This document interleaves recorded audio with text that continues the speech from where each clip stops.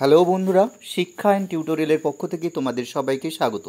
আজকে আমি আলোচনা করব উচ্চ মাধ্যমিক 2021-22 শিক্ষাবর্ষে WBTA টেস্ট পেপারের ভূগোলের সাজেশনের যে প্রশ্নগুলো দেওয়া রয়েছে তার উত্তর নিয়ে।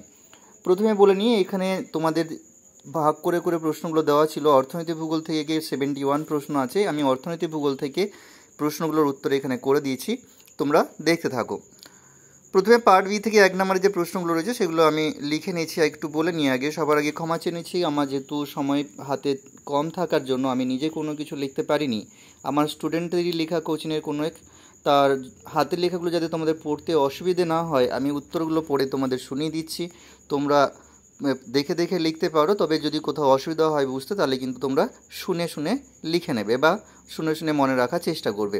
প্রথমে প্রশ্ন আছে, ইন্টার কালচার কাকে বলে? উত্তর হচ্ছে, বহু ফসলি কৃষি ব্যবস্থায় একই জমিতে একই সঙ্গে সারিবদ্ধভাবে একাধিক ফসল চাষ করা হলে তাকে ইন্টার কালচার বা আন্তঃকৃষি বলা হয়। পরের প্রশ্ন, পৃথিবীর কফির পাত্র কাকে বলে? উত্তর হবে, ব্রাজিলকে পৃথিবীর কফির পাত্র বলা হয়। পরের প্রশ্ন, ট্রাক ফার্মিং কি? কৃষিক্ষেত্রে উৎপাদিত শাকসবজি ট্রাকে করে পাঠানো হয় বলে মার্কিন যুক্তরাষ্ট্রের বাজারভিত্তিক উদ্যান কৃষি ট্রাক ফার্মিং নামে পরিচিত। পরের প্রশ্ন, রেটুন কি? আখ গাছ কেটে নেওয়ার পর আখ গাছের গোড়া বা অবশিষ্টাংশ যা মাটির নিচে থেকে যায় তা থেকে আবার আখ গাছ চাষ করার পদ্ধতিকেই বলা হয় রেটুন। পরের প্রশ্ন আছে, ফ্লোরিকালচার কি? লিখবে, সারা বছর ফোটে এমন ফুল বা মৌসুমি ফুলের চাষকে ফ্লোরিকালচার বলা হয়। পরের প্রশ্ন, শুষ্ক কৃষি কাকে বলে?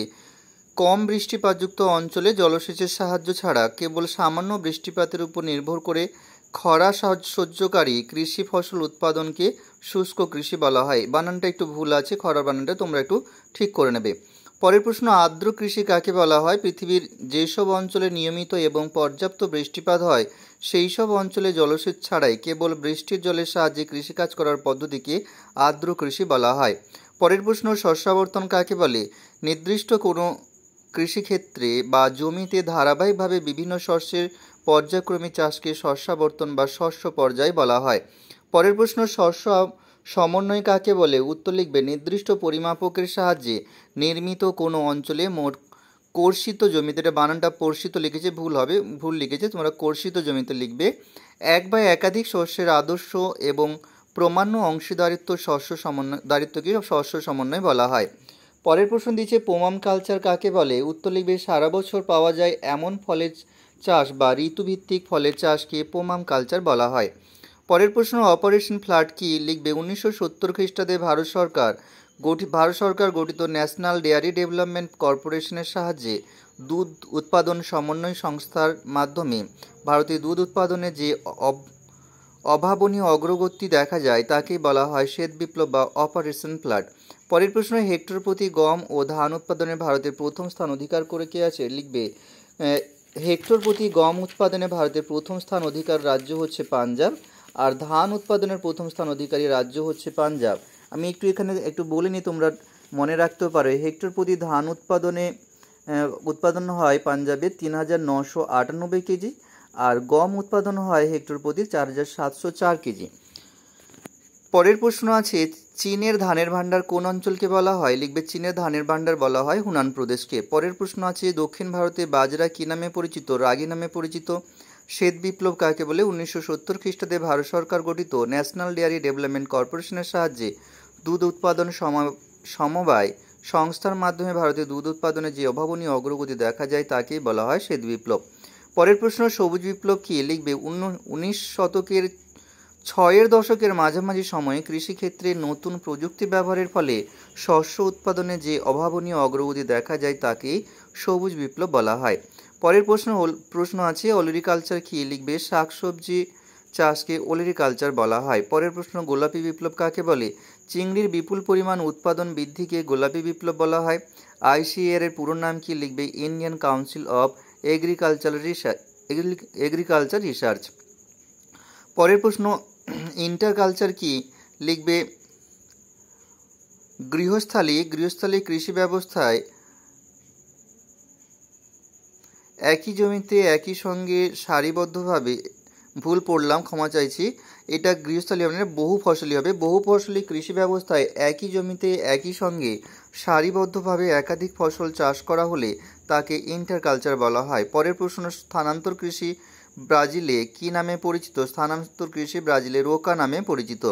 মিলেট গবেষণাগার ভারতে কোথায় অবস্থিত? হায়দ্রাবাদে। জীবিকা সত্তাভিত্তিক কৃষি কাকে বলে? লিখবে মূলত খাদ্যশস্য চাষের মাধ্যমে জীবন ধারণ এবং জীবিকা নির্বাহের উদ্দেশ্যে যে কৃষি ব্যবস্থা গড়ে ওঠে তাকে জীবিকা সত্তাভিত্তিক কৃষি বলা হয়। পরের প্রশ্ন আছে ভ্যালোরাইজেশন কি? উত্তর লিখবে ব্রাজিলের কফি চাষের অনুকূল পরিবেশ থাকায় কোনো কোনো বছর প্রচুর পরিমাণে কফি উৎপাদন হয়, ফলে কফির দাম কমে যাওয়ায় কৃষকদের ক্ষতির সম্ভাবনা থাকে। তাই বাজারে কফির মূল্য বৃদ্ধির জন্য কৃষকরা অতিরিক্ত কফি পুড়িয়ে নষ্ট করে বাজারে কফির কৃত্রিম চাহিদা সৃষ্টি করে, একেই ভ্যালোরাইজেশন বলা হয়। পরের প্রশ্ন, মজুরি সূচক কি? একক প্রতি উৎপাদনের জন্য গড় মজুরিকে মজুরি সূচক বলা হয়। পণ্য সূচক কাকে বলে? কাঁচামালের ওজন ও উৎপাদিত পণ্যের ওজনের অনুপাতকে দ্রব্য সূচক বলে। কাঁচামালের ওজনকে উৎপাদিত পণ্যের ওজন দিয়ে ভাগ করলে দ্রব্য সূচক পাওয়া যায়। পরের প্রশ্ন আছে আইসোডোপেন কি? লিখবে কাঁচামাল ও উৎপাদিত পণ্যের মিলিত পরিবহন ব্যয়ের সমযোগফল বিন্দুগুলিকে, অর্থাৎ সমান মোট পরিবহন ব্যয় বিন্দুগুলিকে যোগ করলে যে রেখা পাওয়া যায় তাকে আইসোডোপেন বলা হয়। পরের প্রশ্ন আছে আইসোটিম কাকে বলে? আইসোটিম কথার অর্থ হলো সমপরিবহন ব্যয় রেখা, অর্থাৎ সমান পরিবহন ব্যয়যুক্ত স্থানগুলিকে যুক্ত করলে যে রেখা পাওয়া যায় তাকে আইসোটিম বলা হয়। পরের প্রশ্ন, বিশুদ্ধ কাঁচামাল কাকে বলে? যেসব কাঁচামাল শিল্পজাত পণ্যে রূপান্তরিত হলেও তার ওজন কমে না সেগুলিকে বিশুদ্ধ কাঁচামাল বলা হয়। পরের প্রশ্ন, আধুনিক শিল্পদানব কাকে বলে? পেট্রোরসায়ন শিল্পকে আধুনিক শিল্পদানব বলা হয়। পরের প্রশ্ন, ভারতের ডেট্রয়েট কাকে বলা হয়? ভারতের ডেট্রয়েট চেন্নাইকে বলা হয়। এইখানে ভিডিওটি শেষ করার আগে বলে নিই, বাকি যে তোমাদের টোটাল 71টা প্রশ্ন ছিল, এই ভিডিওতে আমি 75টা দিলাম। বাকি প্রশ্নগুলো আমি পরে আরেকটি ভিডিওতে দেবো, কারণ ভিডিও অনেক বড় হয়ে যাবে, তাই আলাদা আলাদা করে দিচ্ছি। তোমাদের হাতে সময় কম আছে, তো তোমরা মন দিয়ে পড়াশোনা করতে থাকো। পরীক্ষার আগাম শুভেচ্ছা রইল। সবাই ভালো থেকো, সুস্থ থেকো।